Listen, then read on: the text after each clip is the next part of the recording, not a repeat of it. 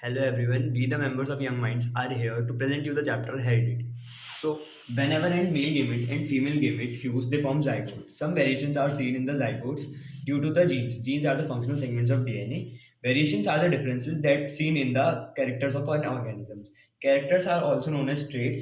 Traits are of two types: acquired traits and inherited traits. Acquired traits are the traits that an organism acquired after the birth, and inherited traits are the traits that an organism get from the previous generations. Now, genes are the basic units or the vehicles of heredity. Heredity is the transmission of characters from one generation to another. So there are some common terms related to heredity are phenotype. Phenotype is the physical appearance of the organism. Genotype is the genetic makeup of the gene. Homozygous, it is an individual of identical pair of genes. Heterozygous, it is an individual of different pair of genes. Dominant traits, it is the traits that express itself. Recessive traits, these are the traits that are not able to express itself. Haploid are the one set of chromosomes and diploid are the two sets of chromosomes. Now, genes were called as factors by Mendel. Mendel was the father of genetics. Genetics is the branch of biology which deals with variations in heredity. Now, Mendel did various crosses between the pea plant, that is called Pisum setium, to know that how the transmission of characteristics from one generation to another takes place. He did various crosses as monohybrid, dihybrid, trihybrid, and polyhybrid, etc. But here we will study about monohybrid and dihybrid. In monohybrid, he took two pea plants. That means he took one set of characteristics. In the parent generation, he took a pure tall and pure dwarf plant. When he crossbreeded between them, he got the F1 progeny as capital T and small t. Here, capital T stands for tall, which is a dominant trait. Dominant trait is the one which expresses itself, and small t stands for recessive trait, which is short. Then in the F1 progeny, he found that all the offerings were tall because tall is the dominant trait. Then he self-breeded between the F1 progeny to get the F2 progeny. In the F2 progeny, he got four types of offsprings. The first one was capital T, capital T, capital T, small t, capital T, small t, small t, and small t. So if we see the phenotypic ratio here, and as we know that phenotype is the physical appearance, so we will find that three of the offsprings were tall and the last ones were short. The three were tall because the first one is pure homozygous. Homozygous means they have identical genes, capital T and capital T.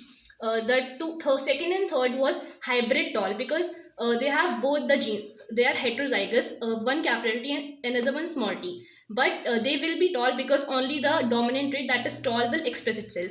And the last one was pure dwarf. So we get the phenotypic ratio as 3:1, and the genotypic ratio, that is the genetic makeup, will be 1:2:1. Now, if we see the dihybrid means he did crossing between two sets of contrasting characteristics. So in the parent generation, he took yellow and brown pea plant and green and wrinkled pea plant.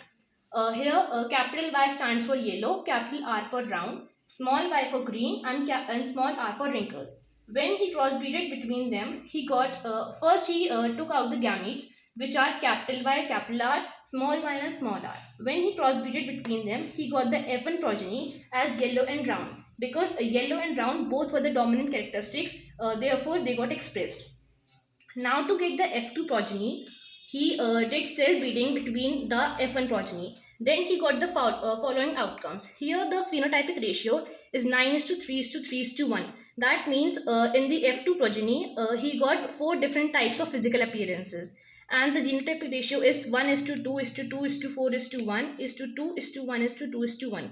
That means he said that there were different types of characteristics. Now, based on these crosses, Mendel derived three laws. First was law of dominance.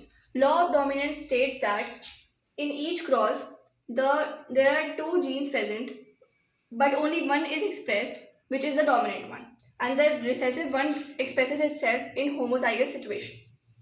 Law of segregation.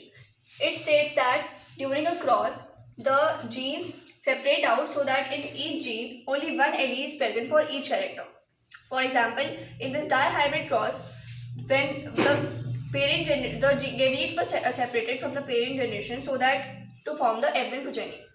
Now, law of independent assortment, it states that during the character.